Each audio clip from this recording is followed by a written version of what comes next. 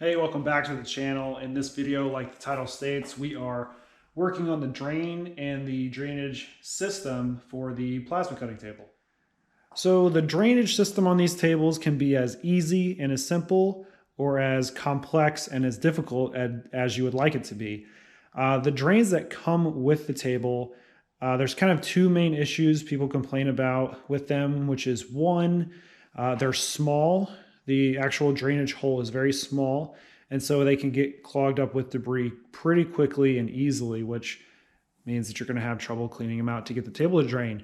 And secondly, they don't come recessed into the table, so there's always about 1/8 of an inch of water that will sit unless you dimple and make a bevel into the table for the drain to recess into. If you think about a sink drain, they're always recessed into the sink, so there's no standing water running around. So I planned out a drainage system that I should not have any trouble in the long run with this setup. It should be very easy to drain and fill the table back up, and that's what we're looking at here. So I bought 2 of these kitchen sink drains, which are a little bit expensive. They're about 20 bucks each on Amazon. It's got a plug, which we really won't be using. But the main reason I wanted this is because it's got a catch basket in here. And this will be kind of like the first line of defense for debris to be draining back into the tank. I've got a tank back there. We'll talk about that in a minute. I did buy some 100 micron mesh filtering. That's going to keep all of the really fine particles from going down into the tank. This will slow down the drain quite a bit, but with the system I have, I don't have to stick around while the table is draining. I can just let it drain overnight. And then so here is the actual drain. It's pretty long, so that is going to add a bit of complexity because the height of the barrel and the height or the distance that this will stick out under the table, we're just going to have to work around that. I might have to cut a hole in the side of the tank, which then I might lose some storage of fluid in there if I have to go through the side. But we'll tackle that issue when we get to it. I have 2 of these drains, 1 for each side. As you can see, and if you saw my last video, my first cuts on the table were bigger holes to fit this drain. So I drew it up in Fusion and I measured the holes to just be right over the edge or the lip. It's actually about halfway, if you can see that. I measured it to be equally within that top ring there. So then I will TIG weld that drain onto the pan, test it for leaks, and that'll be on both sides. There was a plastic ring that was around this part right here that you would traditionally drop into your sink, and then there was a nut on the backside that you would tighten it to your sink. But since I'm going to be doing welding on the top and that ring is not necessary, I went ahead and cut it off with a Dremel tool, and it came off pretty easy. So once those drains are welded in and we get some plumbing, which I haven't come up with the plumbing yet because I'm kind of doing it one step at a time. We come up with the plumbing to get the fluid back into the tank. We need a way for the fluid to be pumped back into the table. Some people use air pressure. They literally run an air line to the tank, pressurize it. You have to use a dial or a regulator, pressurize it back into the table. And that's one efficient way to do it since we're already using air with a plasma cutter. But what I opted to do, which I think is a bit easier and possibly cheaper, is a pond pump. Could be used for a lot of different things, but people use these for ponds and just a traditional pump for whatever you really need it for, or a tank, like a fish tank. And it was like 15 bucks on Amazon. I think it was on sale, but 15 bucks for that, and it had really good reviews. So I'm pretty optimistic that it's going to work. It's submersible, so we're going to drop that into the tank. That is a 15-gallon tank, just if you're wondering, and I think the table holds about 12 gallons. We'll find out in the end. So I think that covers basically the overview of the setup. So really the first thing that I am going to do is get these drains actually welded on to the table. I've got a little bit of dross to clean up on the underside. We'll sand this top surface just to get all of that coating and oil off of the surface, because it's TIG welding is pretty finicky. Everything really needs to be cleaned. And yeah, we'll get those welded and I'll talk back with you in a minute.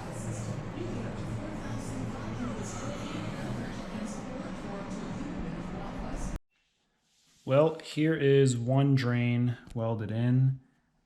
I definitely need more practice on TIG welding, but also TIG welding stainless. This is the first piece of stainless that I've welded. There are a couple waves in it, so I'm gonna have to go back with a hammer and dolly and try and level these out.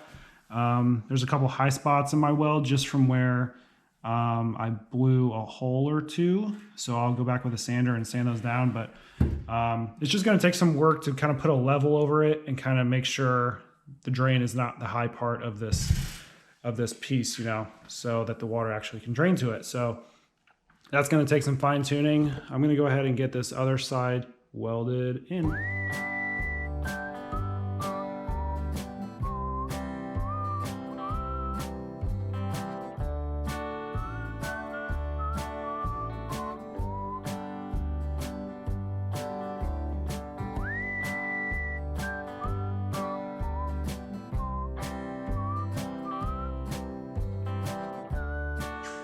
Well, I got the drains tested for water leaks. The way I did that was I filled the table up with water and then used the air pressure from the hose reel to spray from the underside. And if there were any bubbles coming up, then I had a little leak. And sure enough, I found a couple. So I've got those fixed now. And now we are on to doing some plumbing. So we've got some 1.5" PVC. We're gonna get these drains ran together, and then we'll tee them and we'll end up using this ball valve.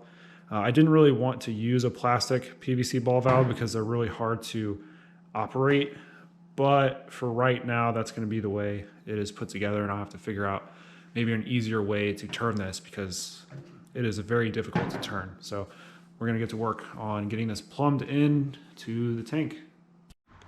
Well, I've got all of the plumbing basically done under the table. We've got the shutoff valve there and the output. We've got the hole cut out for the input into the tank. I just transferred some marks that were already into the PVC that were on the backside, so I could, you know, just have the amount of gallons that it's holding here on the front. So I did that in Sharpie.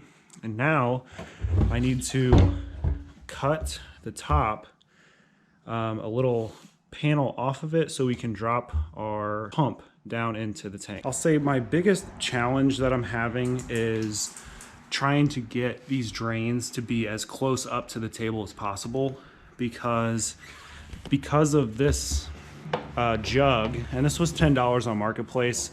I probably could or just buy a different style, but I'm just kind of using what I have and what I purchased for pretty cheap. But because it's, you know, kind of narrow but tall, I'm having to try and keep my input as high as possible, which kind of makes things complex. You can see that I'm going to be entering around this port here, so that's a little bit above 12. We're going to have a pump that drops in there that's going to take away some volume, and I think the table holds about 12, so we're going to see. But we're kind of like right at that point where when I fill the table up, I might be empty. Where if you got a tank that was more wide but not as tall, you wouldn't really have to deal with this. Your drain could be kind of just at the top, and you wouldn't have to deal with this like volume issue of raising up too tall. So hopefully that makes sense, but that's kind of the issue I'm dealing with, this kind of narrow but tall jug.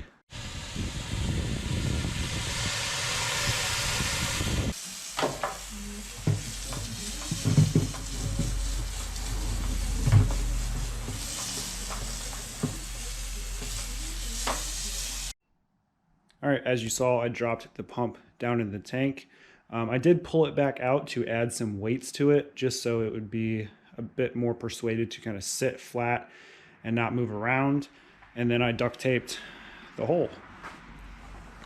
So now we'll plug it in, see if it works.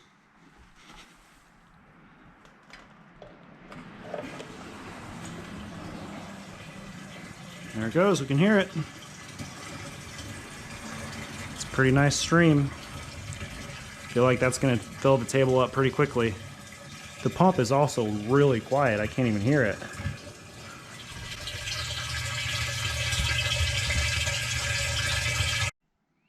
Well, here goes nothing. We're about to test it out. I ran the lines just loosely right there. I need to spend some more time and maybe 3D print some kind of bracket to hold up the fitting somewhere around in there. But maybe not for right now, I'll just tape them. But here's what it looks like under the table. I just duct taped the excess where I cut off a little bit too much, since that angled piece needed some extra in order to go in there. But yeah, that's what it looks like. Pretty easy to see the height. Probably need an extension cord for the little pump, but we're gonna plug it in and see it fill the table. I'm gonna turn the valve to shut and we'll see the table fill up. And it's got 9 gallons in there right now.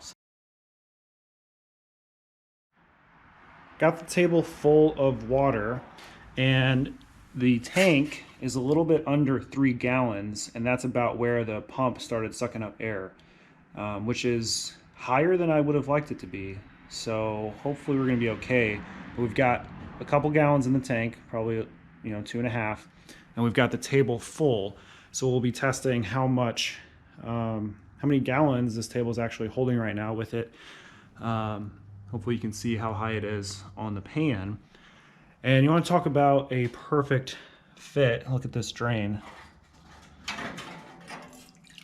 Fits right between the slats, but that's wouldn't have been an issue even if it didn't fit. You just kind of bend these slats around it, so that's not a big issue. But that's really nice to have those fit. I'm gonna put the mesh under there because there is a lot of just debris floating in the tank from all the plastic cutting and other things that I've been doing on the table. So there's like some kind of big debris in there. So I'm gonna put the cloth in there and we're gonna let it drain back into the tank. We must be just right at the bottom of my drain because it's seeping out. So I gotta figure something out here. So it's been some time later in the day, and I've been troubleshooting and brainstorming what I can do to get some more volume to my tank. And I couldn't think of anything. So long story short, we have a new solution. We got this tote from Walmart. It was 20 bucks, and it is a 17-gallon tote. And I think that's a pretty cheap and effective way to get this done. All I'm gonna have to do is modify my output just a little bit to be angled a bit more down and have a longer pipe downwards. So I wasn't able to utilize the Marketplace Find $10 jug, but we've got a $20 tote here, and I think this is gonna be good for what I need it to do, and it's still clear, so I can still see how much fluid I have in it. We're gonna get this installed now. So a little update since the last clip you saw. I did go ahead and get a bigger tote. That one holds 26 gallons, and that's the one I added the Sterling Cool plasma cutting fluid to.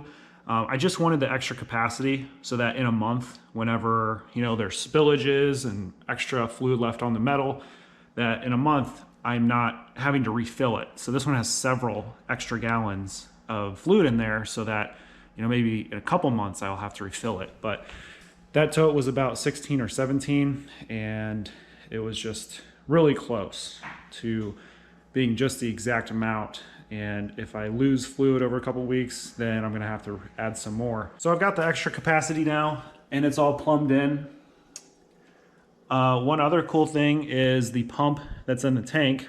I wired that into a Casa smart switch, so I can ask Alexa to turn on the pump, and I have a smart action to turn the pump off after the amount of time it takes to fill the table. So I've already filled the table and timed it, but now we're gonna do it on camera so I can show you how long it takes, and we'll time it how it drains just so you guys can get an idea, and we'll go through that. Alexa, turn pump on.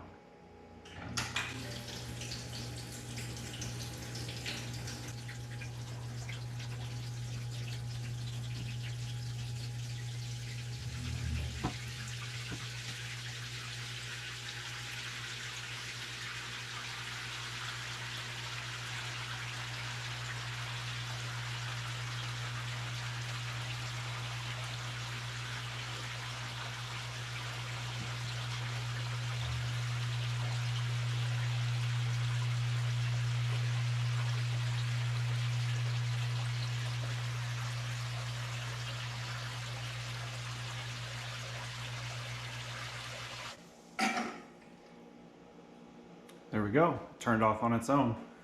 Yeah, we'll go ahead and drain it, time it how long it takes to drain.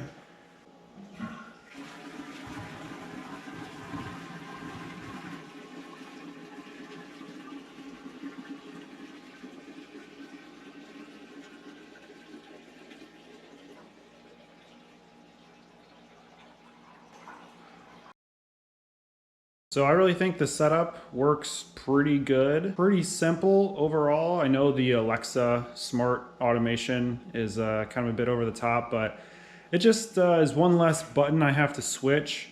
And then I'm still gonna stand here while it fills it up just to make sure that the automation doesn't like not turn it off. But yeah, overall, I'm very happy with it. It works really good. It drains really good. You know, the test is going to be once I get several cuts on the plasma cutter to see how quickly it drains with all of the mesh filters in it.